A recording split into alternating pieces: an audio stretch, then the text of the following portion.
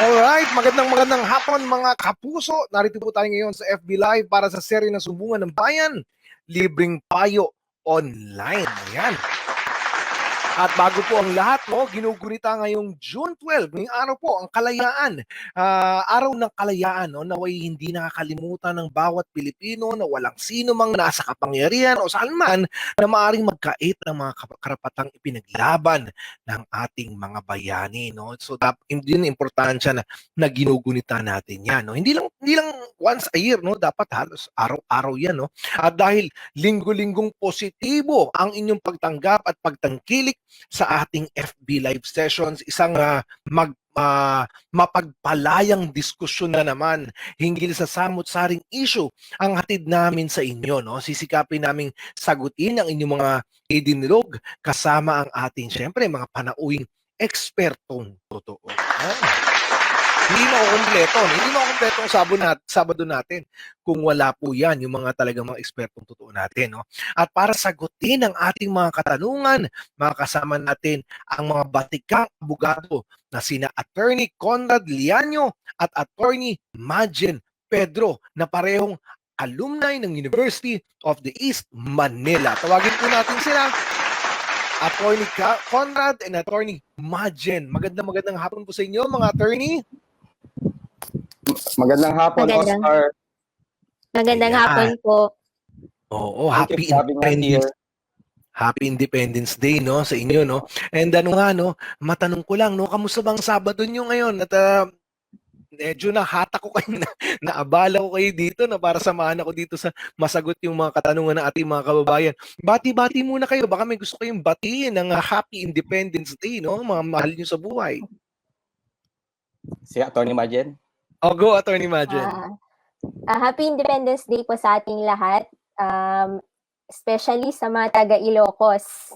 Lawag City, Ilocos Norte. Ayun po. Salamat. Yun. Si Attorney Conrad naman. Attorney Conrad. Magandang hapon po sa lahat ng tagapakinig. Happy Independence po. Binabati ko ang aking mother-in-law, si Ima. Aking magulang, ang aking asawa, ang aking anak, at lahat ng taga-subaybay po. Magandang hapon po sa inyong lahat. Ayan, okay. Thank you so much, mga attorney, no? Attorney Majen at Attorney Conrad. Okay, if you're ready na rin ako, no? Sagutin natin yung mga katanungang ipinupukol ng mga kapuso nating nanonood sa atin ngayong hapon, no? Ang pag-uusapan natin ngayong hapon, kung dito nagkakamali, yung mga talaga, ito mga malapit sa bituka nating mga Pilipino, yung mga problema sa pang-araw-araw, no? Yung mga kasasalumuhan natin, mga kapitbahay, sa bahay, no? So talagang talagang interesting, no? Itong topic natin ngayong hapon. Kaya ang suggestion ko, stick lang kayo dyan para I'm sure makaka-relate kayo. Okay, ang una nating katanungan, mga attorney, eto, galing naman ito kay Dayan Alcaraz Junicio, no? Okay, ang sumbong ni Dayan, yan ang ating unang sumbongera, paano po kaya mapawalang bisa ang acknowledgement of paternity ng mga anak ko para malipat po sa surname ko ang surname nila ngayon. Single parent po ako at wala naman pong natatanggap na sustento ang mga anak ko. Ayan. So, ang tanong ni Dayan Junicio, mga attorney, paano ba? Paano daw mawawalang bisa? Pwede bang mapawalang bisa yan? Yung acknowledgement of paternity na tinatawag na yan? At ano ang kailangan gawin? Mga attorney. Okay. I'll be the first one to answer that, no? Go ahead, Attorney Conrad. So, una dyan, kailangan nating munang malaman kung sino yung nagparehistro noong birth certificate. Ito ba yung nanay o ibang tao? Kasi ang remedy ng magiging ang remedy para masagot yung katanungan ng ating sender ay nakadepende sa sa tanong na yon, no? Pagka ang isang birth certificate ay nirehistro na hindi alam o hindi sang-ayon ng ina sa pagkakarehistro, gaya na nangyari sa isang kaso na umabot sa Supreme Court noong 2017, yung Tinitigan case. Ang sabi ng Supreme Court doon ay mag-a-apply yung Article 176 ng Family Code, no, as amended by Republic Act 9255. Ano sabi doon? Ang sabi doon, yung illegitimate child, ang dapat na ginagamit na apelyido ay sa ina. At ang kustodiya ng bata ay dapat din sa ina. Pero sinasabi rin sa Article 176 ng Family Code natin na pwedeng gamitin ang apelyido ng ama provided na yung ama ay inacknowledge yung bata. Pero yung paggamit ng apelyido ng ama ay permissive lang na sinasabi. Ibig sabihin, hindi siya yung mandatory. So as a rule, ang dapat talagang sinusunod na apelyido ng bata, ng illegitimate child, ay ang apelyido ng ina. Yes, oo. Ngayon, sa tinitigan case, ang nangyari kasi dito, nairehistro yung birth certificate na walang alam yung ina. So ang ginawa ng nanay, so nung in-enroll niya yung mga anak niya, kasi late registration ito eh. Nung in-enroll niya yung mga anak niya, that's the time pina-late register niya yung yung birth certificate. Bigla siyang nagulat, yung dalawa niyang anak meron na palang birth certificate. So sabi niya hindi siya ang nagpa-register nito. At ang isinunod na apelyido doon yung apelyido ng ama. So because of that, nag-file siya ng cancellation ng birth certificate at kinatigan siya ng Supreme Court. Ang sabi ng Supreme Court, ang illegitimate child ay dapat sinusunod ang apelyido sa ina. Ngayon, supposing ang nag-register ay ang ina. Ngayon, ang tanong natin papaano naman ito? Merong isang kaso na umabot ulit sa Supreme Court, yung Grande versus Antonio, 2004 case naman ito. Ang sabi ng Supreme Court, ang remedy dito, petition for change of name. Pero ang option para mapalitan ang apelyido ng bata lies with the bata, not with the father, not with the mother. It's with the child. Now, assuming yung child gustong mapalitan yung apelyido niya pero minor pa siya, paano ang gagawin? The petition has to be in the name of the child but with the assistance of the mother. So yun ang pwedeng mangyari. So mother pa rin talaga, attorney, no? Attorney Conrad, no? Attorney Imagine. Kumbaga pag illegitimate yung bata, automatic yung nanay, no? Yes, ito masingit ko lang, total yan din naman na yung topic, no? Anong masasabi niyo dun sa mga, di ba, alam naman natin, nakakalungkot man, may mga cases na yung mga ina, pagkatapos isilang, hindi kayang alagaan yung bata, hindi kaya yung responsibilidad, ipinapasa. Pinapaampon, unofficial, yung yung kumbaga technically hindi official kasi iniiwan na lang. Iniiwan na lang sa kung somewhere siguro may kakayanan silang paano yon ipakakuha ng birth certificate yung bata. Ano ang nito? Ano ang pwede maging problema nito in the future, no? Alam naman natin may proseso yan yung pag-ampon eh. Obviously hindi sila dumaan doon, di ba? May pinasa lang sa kanya yung bata at pinalaki nila, pinangalan nila siguro sa kanila. Meron ba tong future potential problems particularly sa bata if ever? Yes. Pagka ang bata ay halimbawa binigay mo sa ibang tao para ito'y arugain, palakihin, tratuhin na bilang isang anak, pero hindi dumaan sa tamang proseso, nagkakaroon minsan ng mga issues or ng mga problema pagdating sa successional right. Kasi syempre, yung bata, yung kinilala niyang magulang, kung sakaling ito ay pumanaw na, ang problema dito, pagka hindi nakakapag-iwan ng last will and testament yung magulang na iyon, karlimitan yung bata walang karapatang magmana doon. Dahil hindi siya dumaan sa tamang proseso. Ikalawa, yung bata hindi pwedeng dalhin yung apelyido kung sino mang yung nag-aruga sa kanya. Unless siguro gagawa nila ng paraan, isa-simulate nila yung birth certificate para palabasin na bata, no? Before, krimen yun, yung pagsa-simulate ng birth certificate. Pero ngayon kasi, I remember siguro 2 or 3 years ago, may bagong pinasang batas, parang dinidecriminalize na yung simulation of birth certificate. Pinapayagan na yung mga tao na nakapag-simulate ng birth certificate ng isang bata, ay pinapayagan nilang dumaan sa proseso na illegally adapt nila without them incurring any criminal liability. Para ma-protectionin din yung karapatan ng bata. I see. Okay. Pero yun nga, no, may mahalaga pa rin na sa bawat proseso, gusto mo mag-ampon ng bata, gusto mo mag-alaga, nasa tama, no? nasa Yes. tama pa rin lagi. Kasi sigurado yan merong kahantungang problema in the future, no? Okay, mga attorney, ito yung sunod nating question, no? Ang sunod na question ay galing naman kay Jubel Nazareno Quijano, no? 25 years ago nang na-rape ang biktima. Pero walang ebidensya maliban sa convo niya sa suspect na inamin niya na ginalaw niya ang biktima. Pwede pa ba kasuhan? Okay, yan. So, yung tanong is, parang merong 25 years ago, merong rape na nangyari, no? Pero ang ebidensya lang, yung pag-amin ng suspect, no? Other than that, wala nang ibang, siguro yung conversation, I don't know kung recorded ito or umamin lang dun sa victim. Okay, sinong gusto sumagot? Si Attorney Madje naman. Ako Attorney na lang po. Madje. Yes, Yes, masahe mo. every crime po kasi, bawat krimen na nako-commit labag sa RPC or sa Revised Penal Code, may prescription period po yan, yung filing niya. May tinatawag po tayong prescription period. At yung prescription period po, nagra-run po siya from the day of the commission of the crime or upon discovery of the crime. Dito po sa natin din, sa Revised Penal Code, regarding po sa kasong rape, ang pinapataw na po na, na penalty is reclusion temporal to reclusion perpetua po. And ang sabi po din sa RPC, ang reclusion temporal o ang reclusion perpetua, ang prescription ng crime is 20 years po. So, dito sa case po ni Ma'am Jubel, na ni-refer niya po, unfortunately, yung crime of rape, nag-prescribe na po siya. Pero, there's still a remedy na pwede po niyang gawin or pwede pong gawin ng victim to somehow para naman po niya yung right niya.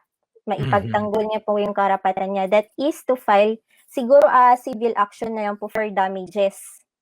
I see.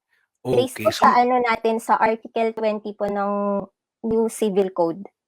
Ayun, okay yan, malinaw yan. Thank you so much for that, Attorney Madje, no? Bago tayo magpatuloy sa ating mga sunod na mga katanungan, no? Sunod na mga sumbong mula sa ating mga sumbongero. Eto muna, batiin muna natin yung ating mga viewers, no, na patuloy na tumututok dito sa Sumbungan ng Bayan at sumusuporta sa atin. Katulad na lamang ni Amari Let, no? Magandang hapon sa iyo, Amari. Si Abemay Bandola Belando, yan, magandang hapon din sa iyo. Si Ning Rotoni, yan, good afternoon sa iyo, Ning. Si Annaliza Manzano, yan, magandang hapon po, sabi ni Annaliza. Si Maria Yonak, ayan po, good PM po. At si Hanimond Mendoza Glipa, magandang hapon po, watching from Calbayog City. Ayan, malayo, no? Ayan, thank you so much sa mga patuloy na nanonood sa atin. Tutok lang po kayo dyan. Baka mamaya may makarelate kayo, no, doon sa mga isinusumbong sa atin ng mga ating mga kapusong sumbongero. Okay, yung next question natin, galing naman ito, mga attorney, kay Juster Elijah, no? Sabi ni Juster, 9 years po ako naghintay sa kaso, no? Reckless imprudence resulting to homicide. Namatay asawa ko sa aksidente. Kaso hindi uma-attend, dinemanda ko. Okay, so yun siguro naka-aksidente, hindi uma-attend. This year, namatay yung dinemanda ko. Ano kaya ang pwede kong gawin? 9 years na kasing walang hustisya. Sobrang bagal ng usad ng kaso dito sa Pinas. Yan, galing kay Juster. Okay, no, sa sobrang bagal ng kaso, mga attorney, pareho nang namatay, no? Yung biktima, yung asawa niya na naaksidente, pati yung naka-aksidente na namatay na. Now, it's perfectly clear na kay Juster, mahalaga pa rin yung justice, no? Ano po mangyayari dito? Makakamit pa rin po ba niya ang hustisya? Particular sa kasong ito? O yan, Attorney Conrad, ano masabi mo? Okay, dito kasi no, malinaw dito sa problema ni Juster na merong actual na case na naisampa against doon sa akusado. In situation kasi such as this, medyo iniiwasan namin magbigay ng payo kasi meron ng lawyer ito. Oo, yes. Okay, okay, Oo, okay. una, we are sub judice rule yan, and then pangalawa, as unethical para sa amin na parang Panghimasukan. Oo. masukan kasi may lawyer. But in any case, in a general statement, usually kasi we advise the parties to be more interested sa sarili nilang kaso.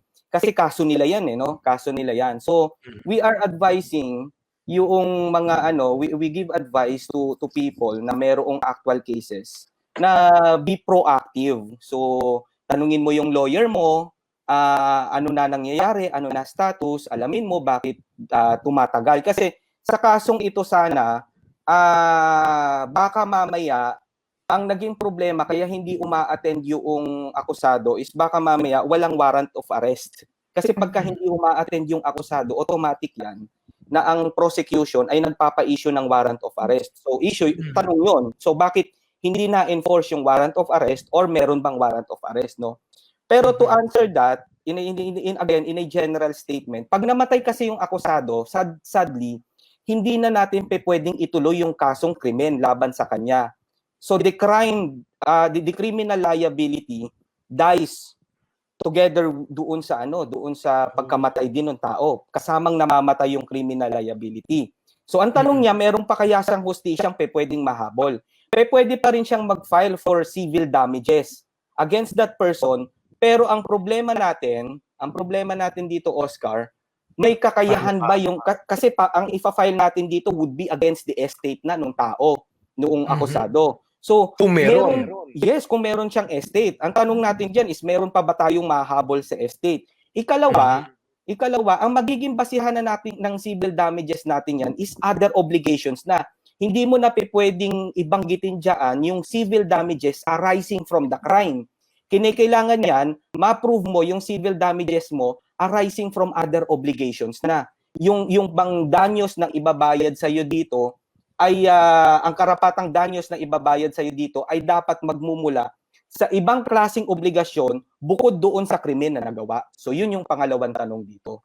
Pero kung sa hustisya lang, meron pa sana. Pero ang tanong lang is yung enforceability niya. Meron pa bang mahahabol sa estate?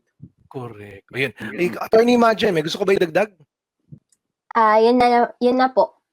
Ayun, okay. So yan, kumpleto na. So ganun pala yan, ano? So parang ito lang, itong mga attorney Majen, attorney Conrad, no? Kunwari ito si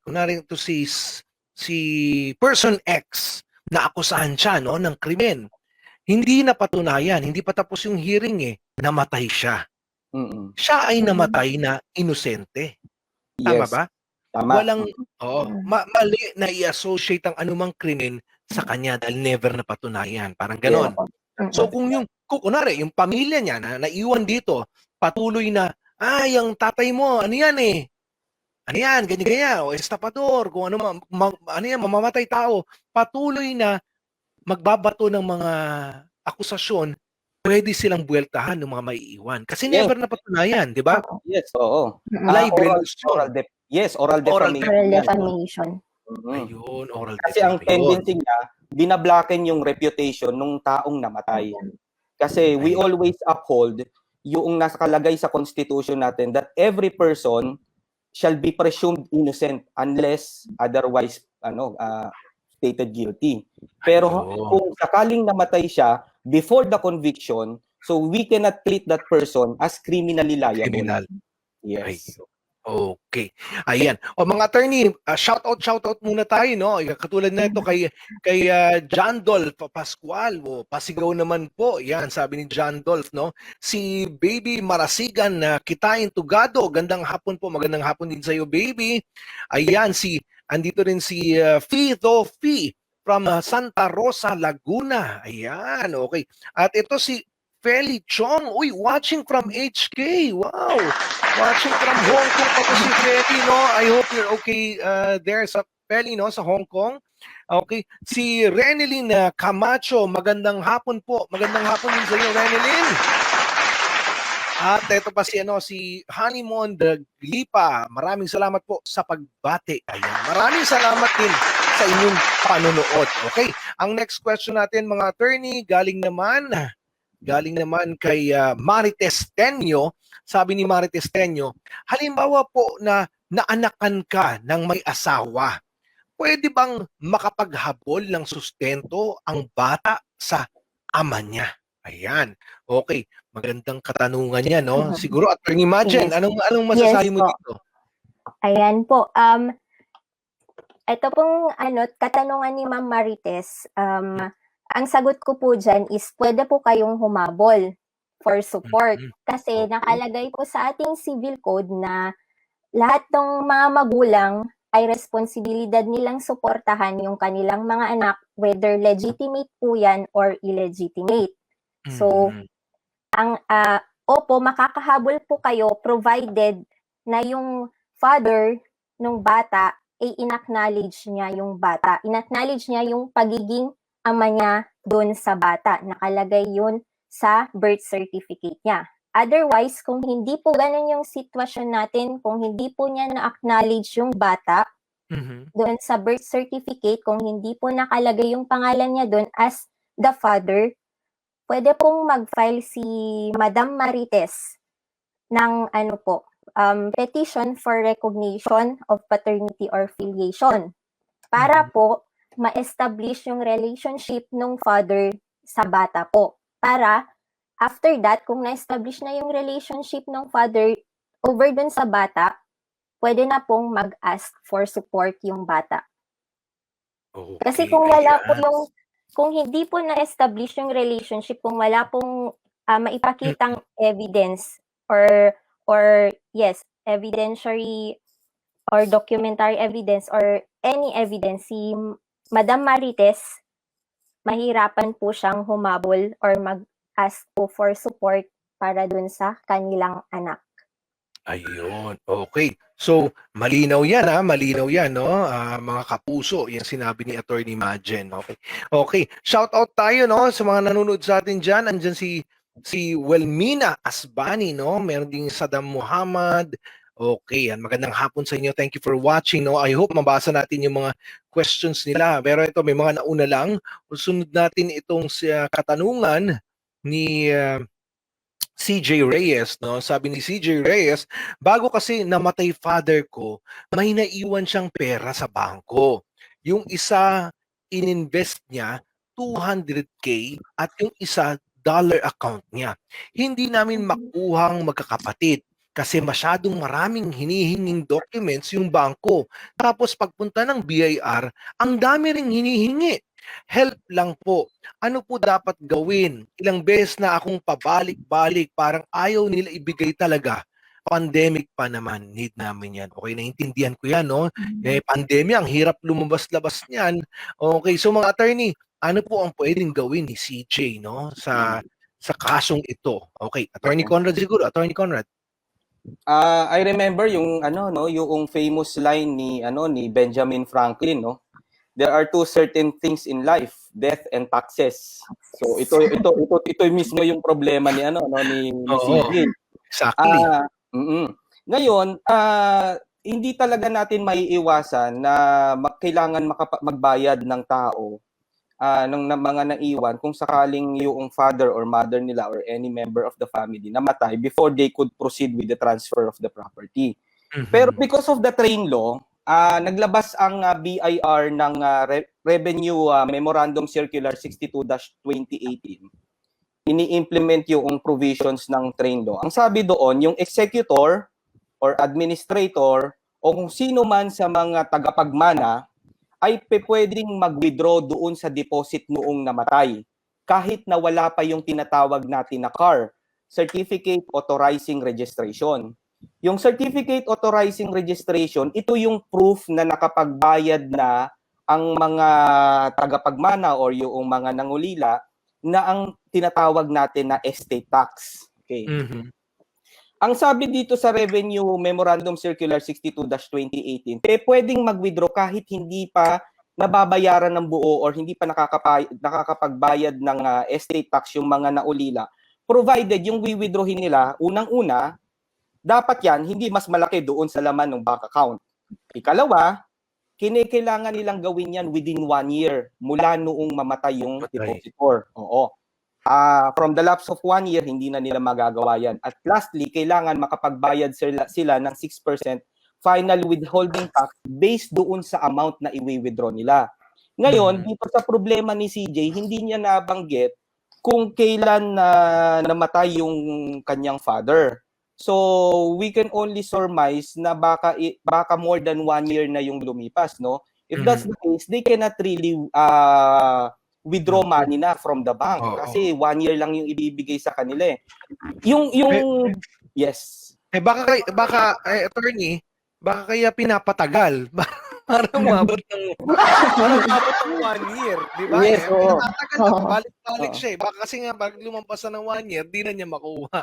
Pwede bang ganon? Posible, no? Posible. Kasi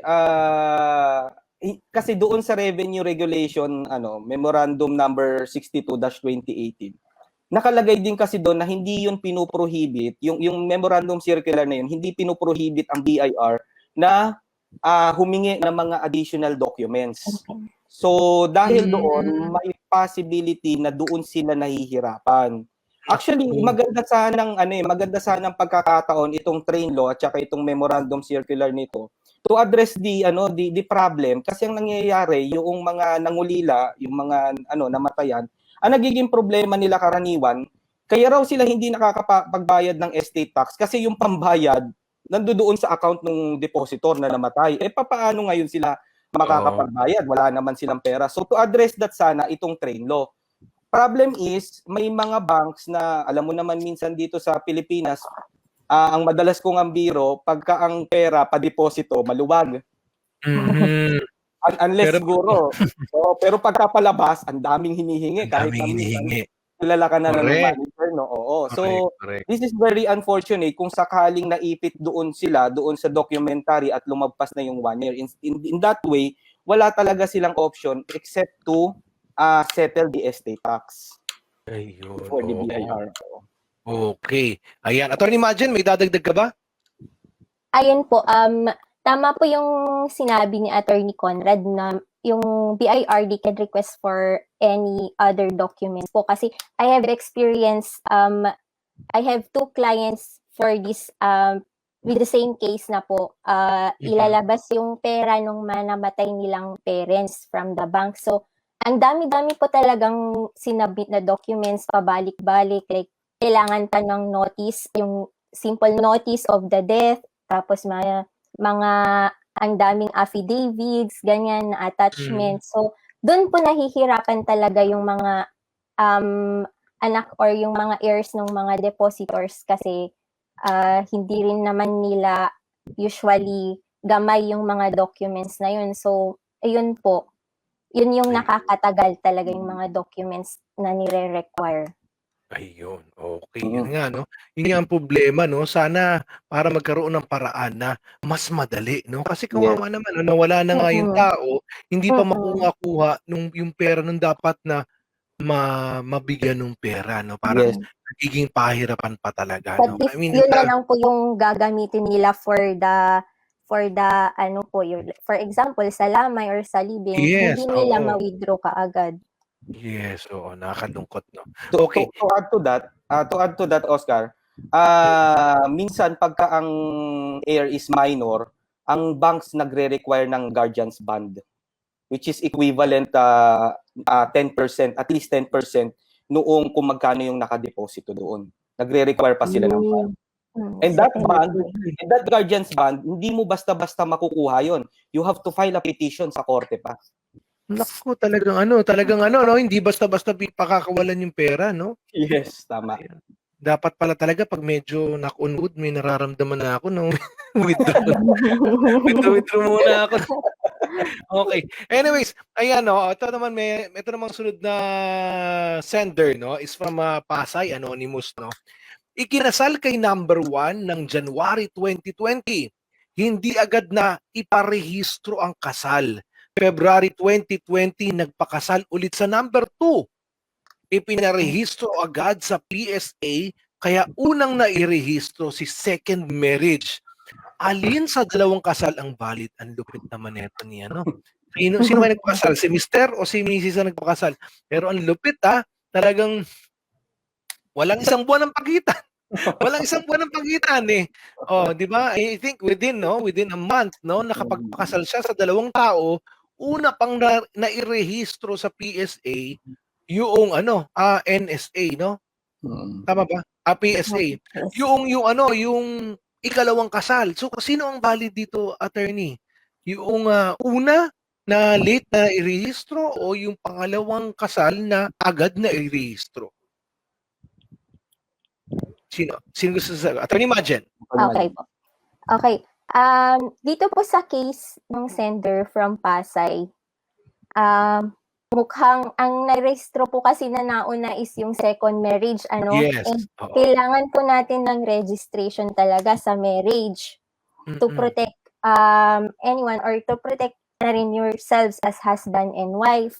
So, dito sa kaso niya, since yung second marriage po, yung narehistro, by legally speaking, the valid marriage is the second marriage.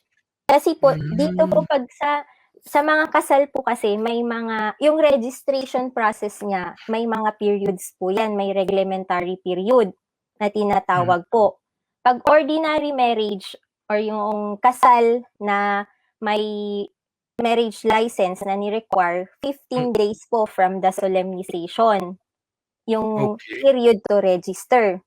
Pag marriages naman which are exempt from licenses, from marriage license, 30 days po yung binibigay ng batas para ma-register yon. Sino po yung magre-register?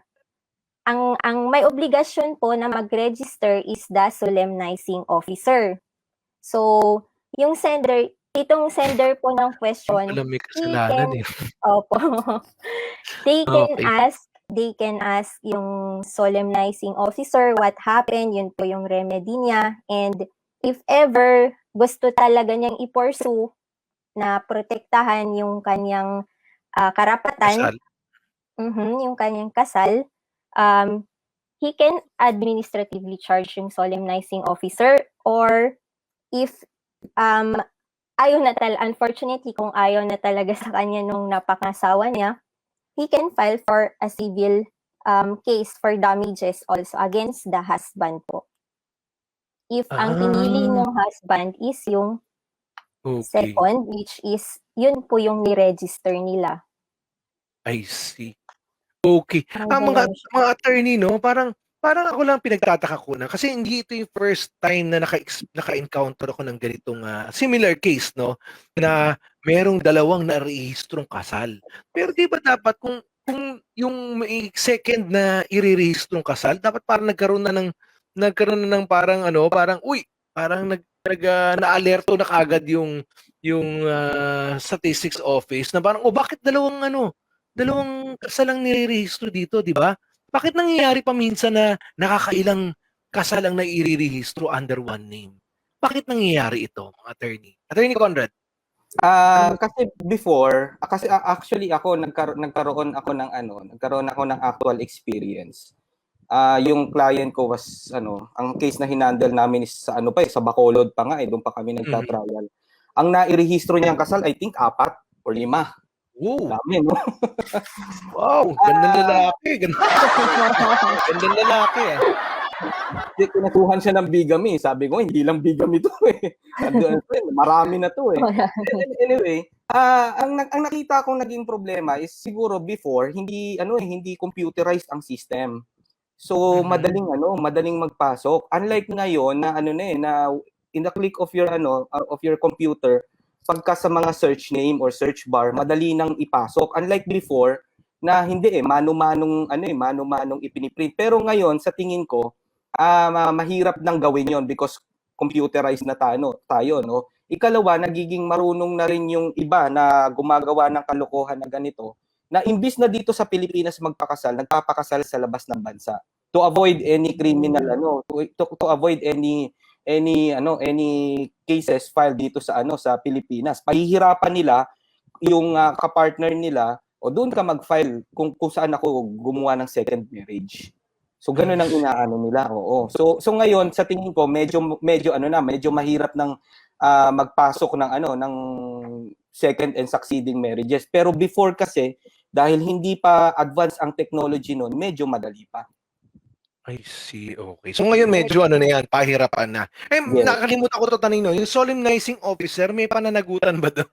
May pananagutan ba yun? Ang bagal magparehistro, may pananagutan ba sa doon? If ever, wala naman. Dapat yun, meron. Meron Dapat po. Meron. Oo, Meron. dapat hindi pinapatagal, no? Parang Yes. dapat register agad, no? Parang ang nangyari dito, nasabotahe siya eh. Parang gano'n ang tingin. Oo, parang ganun. Ang galing. Sino kaya tong chick boy masyado yung no? Pinag-aagawan, ano? Okay, ito mga attorney. Ito next question natin galing kay Junper Habat. Ano po kaya ang pwedeng ikaso sa taong tumatawag na disgrasyada sa inang may anak at di pinaninindigan? Parang oo. Attorney, ano masasabi niyo diyan, no? Siguro itong ina tinatawag lagi na nito nung disgrasyada yan, parang ganyan. Meron bang pwedeng ikaso diyan pag ganyan may ganyan tao sa buhay mo, no? Ganyan ang komento sa iyo. Attorney Majen. Kung sinasabi po niya, dito sa case po ni Jennifer, Jennifer. kung yung nagkukwento po is kinikwento niya sa kapitbahay or pinagchichismisan siya, ang remedyo po ng concern na person, yung pinagchichismisan is she can file for a slander or oral defamation case kasi may ini-impute sa kanya na parang mali, pinagchichismisan siya na disgrasyada, and it is paid publicly kung sa mga magkakapitbahay nagchichismisan, ganyan. Tapos and it causes dishonor pag dishonor against her person. So ayun po, slander or oral defamation. Oo. Pag nakakabagabag na, no, sa isipan mo, siguro nagkaka-anxiety ka na, nagkaka-depression ka na, bunsod ng mga chismis-chismis. Diyan, pwede pumasok yan, no? Pwedeng ganyan. Kayo ba mga attorney, nakagawian nyo bang magdemanda ng mga chismos? Kasi kayo, mga abogado na kayo, di ba? Ay, chinichismis mo ako. Sige, abalahin kita hanggang dulo, no? May mga ganyan ba? Kasi wala kayong problema sa abogado. Mga abogado kayo mismo. Sige, gusto mo ng ganyan, chismis ka ng chismis, ha? May mga abogado mang gumagawa niyan. Matanong ko lang. Meron din, meron sila. Pero ako, personally, ako lagi ko nga sinasabi sa mga kliyente ko, if you could avoid yung filing of cases, i-avoid niyo kasi mahirap talagang magkaso eh. Kasi ako, lagi kong ini-involve yung sarili ko. Ako, abogado ako, pero if you will ask me if I will be willing to file a case against a certain person na ginawa niya sa akin, pag-iisipan ko yan 10 times over. Kasi kahit na abogado ako, yung abala, yung stress, parang at the end of the day, minsan iisipin mo, it's not all worth it eh. So minsan, hayaan mo na lang. Pagka hindi ka naman ganun na damage, hayaan mo na lang. Pero of course, that depends on the circumstances. Pag sobra ka namang din naagrabyado, then I guess, para din matuto yung other party, you have to file a case. Ayun. Parang turuan ng leksyon, no? Parang abalahin mo man lang, sinasabi nila, parang ganyan, ano? Yes, pero we do not, kami bilang abogado, as much as possible, we do not encourage na to handle our own cases. So nakikiusap din kami, kinakausap din namin yung iba naming kakilalang abogado, if they could handle. Kasi siyempre, para kahit papano, may divest yung yung personal emotions. Okay. Next question is from Cheryl She. May house and lot po ako na binabayaran monthly since 2016. Ang problema po, ipinangalan ko sa ex-partner ko noon para ma-approve ng mas mabilis ang releasing. Hanggang sa ngayon, patuloy po ang pagbabayad ko. Ano po kaya ang dapat kong gawin para mailipat sa pangalan ko ang property? Ayan, okay. Ano po masasabi niyo dyan, mga attorney? Ayan. Kunwari, by paper, hindi kanya yan, no? Hindi naman sila mag-asawa, di ba? Partner lang eh. So, parang, pero nakapangalan dun sa ex-partner niya.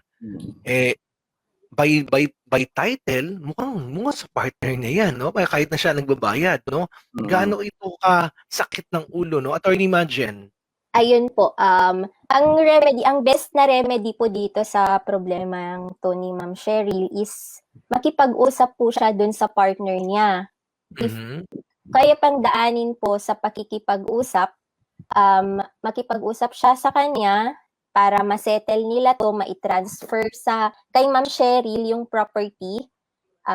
If okay dun sa ex-partner niya, they can go to the bank kasi hindi po pwedeng i-transfer yung property na yon na naka-mortgage sa bank while on mortgage, dapat po may express consent si bangko para po dun sa transfer. Kaya after talking dun sa ex-partner niya, they will go to the bank para i-settle po yung transfer.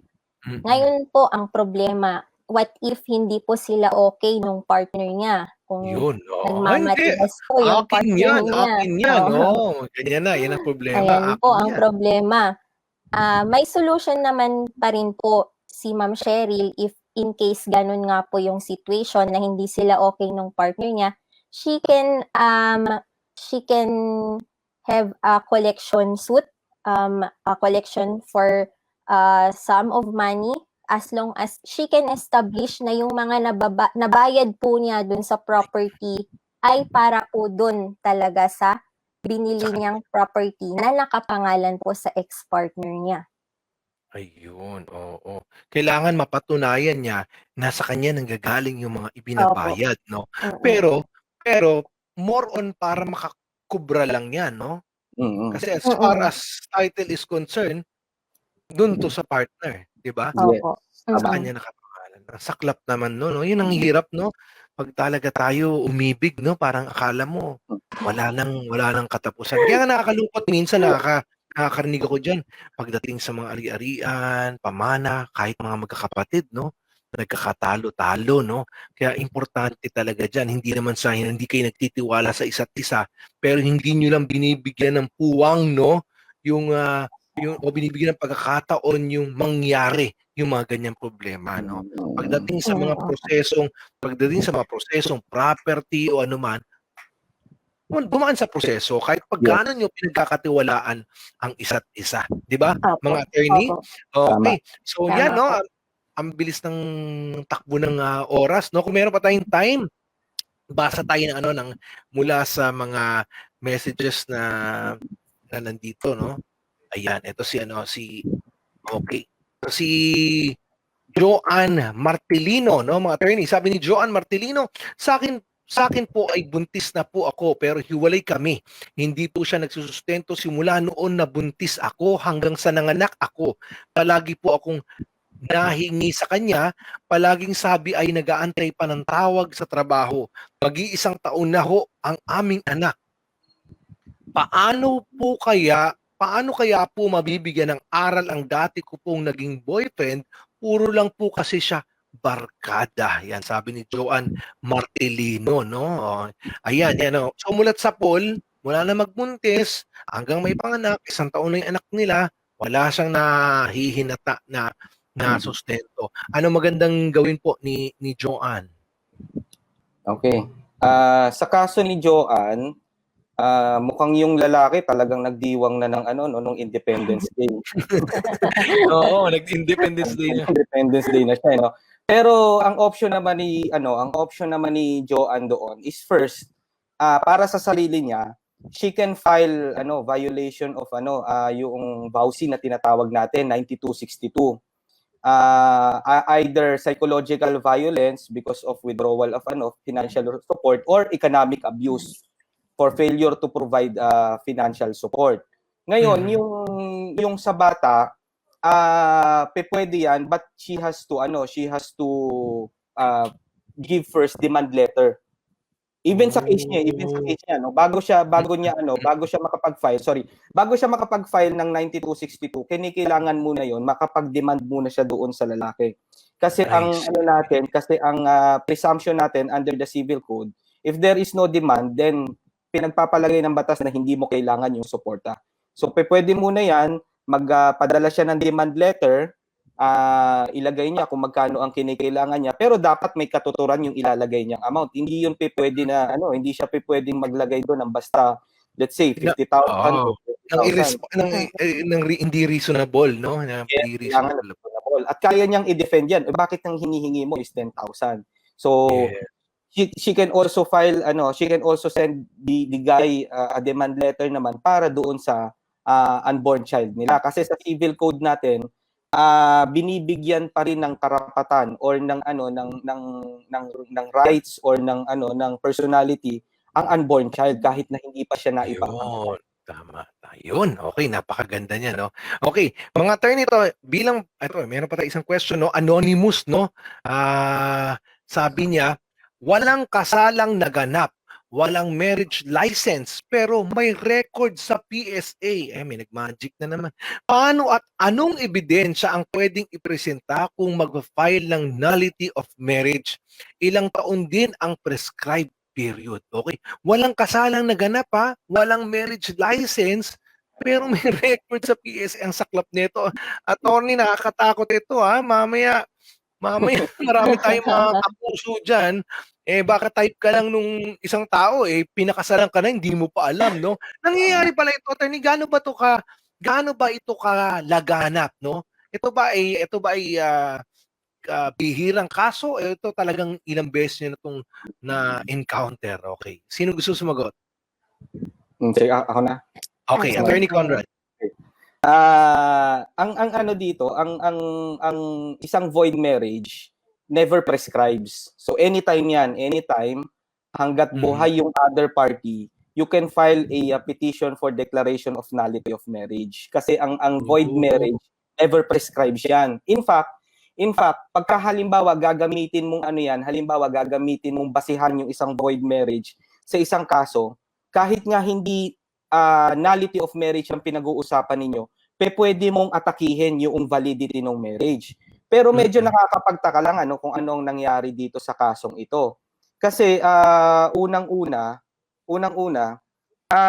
doon sa marriage certificate, may mga witnesses yan. So, alam niya sino yung nakalagay ng mga witnesses doon. Ikalawa, sino yung solemnizing officer. Kasi yun yung mga pwede niyang gamitin na ebidensya at mga testigo para patotohanan na walang kasalang nangyari. Ikatlo, kung sino yung naging partner niya doon. Napakaswerte, no? Kasi marami akong nababasa sa mga Facebook na sana all. Ito, biglang nagkaroon ng partner na hindi niya nalalaman, nagkaasawa, oo. Bigla siya nagkaasawa, hindi lang girlfriend, asawa kaagad eh. Asawa agad. Oo, pagka maganda 'yon, pagka maganda 'yon ay mapapasana all talaga ang mga kaibigan niya. Mabait, maganda. Oo, lahat ng katangian na hinahanap ng isang lalaki mapapasana all talaga. But anyway, ang kailangan niyang ipresenta dito, una is the marriage certificate itself, so mag-secure siya noon. Ikalawa, hanapin niya kung sino yung lumalabas na solemnizing officer at mag-demand siya to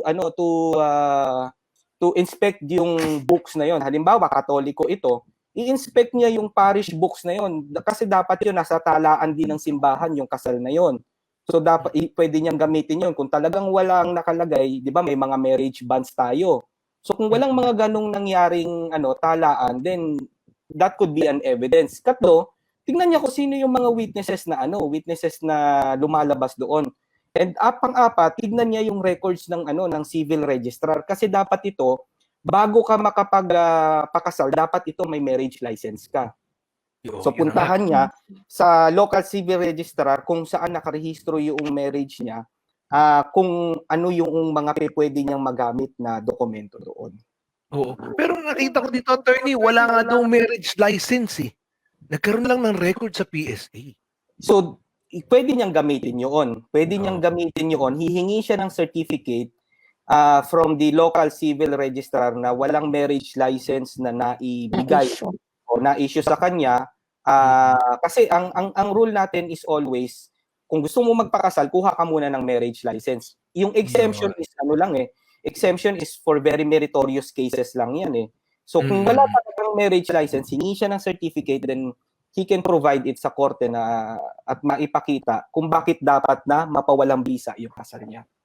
Ayan, okay, malinaw 'yan mga kapuso 'no, at napakaganda na naman ng mga pinag-usapan natin ngayong hapon 'no. Pero siyempre lumilipas ang, oras at, hindi ko naman kayo puwedeng, ipitin dito hanggang mamaya mga attorney. I know you're very busy din, Sabadong-Sabado, you need time for your family. Nagpapasalamat ako sa inyo 'no, para sa inyong oras, para mabigyang kasagutan ang mga katanungan ng ating mga kapusong naghahanap ng mga legal 'no, na payo. Thank you so much, Attorney Majen and Attorney Conrad. Sana po hindi itong huli 'no, at, maulit po ito. Meron kayong gustong batiin bago tayo magtapos? Attorney Majen. Ayan, binabati ko po yung mga kasama ko sa law office. Kung Yun. nanonood kayo, hello. Mhm. Yan po. Ayan. Yun lang po. Attorney Conrad. Muli po, magandang hapon sa inyong lahat. Sana po ay marami kayong napulot, marami kayong natutunan at natugunan po natin ang inyong mga katanungan sa isang masayang kwentuhan sa hapon na ito. Muli po ay magandang hapon. Shout out po ulit sa aking Yes. mother-in-law. Yan. Ima, Yun. magandang hapon po. Ayan. Ang lakas mo na kay mother-in-law. Ayan. Okay. Again, thank you so much, Attorney Conrad Liaño and Attorney Majen Pedro. Magandang hapon po sa inyo. Ayan, si Attorney Conrad and Attorney Majen, no? At swerte tayo at nakasama natin sila ngayong hapon, no? Maraming katanungan ang nabigyan ng kasagutan. Pero po yung mga katanungan hindi po namin nabasa, no? Pasensya na po, no? At wag po kayong panghihinaan ng loob dahil may mga iba pa namang pagkakataon, no? Sa mga susunod nating live session kung saan tatalakayin natin ang samut-saring mga problemang legal at sasagutin natin yung mga katanungang legal kasama pa rin ang ating mga kaibigang ekspertong totoo para po mabigyang linaw ang mga yan. So sa mga susunod pa nating episode, no, iipunin niyo lang yan, i-message nyo po sa amin para po matanong natin sa mga susunod na episode, no. At sana po ay patuloy po kayong sumuporta sa ating simpleng programa, no, hanggang sa susunod na Sabado. Ay magkita-kita tayong muli dito sa ating nag-iisang sumbungan ng bayan, libreng payo online. Ako po inyong lingkod, Oscar Oida. See you next week.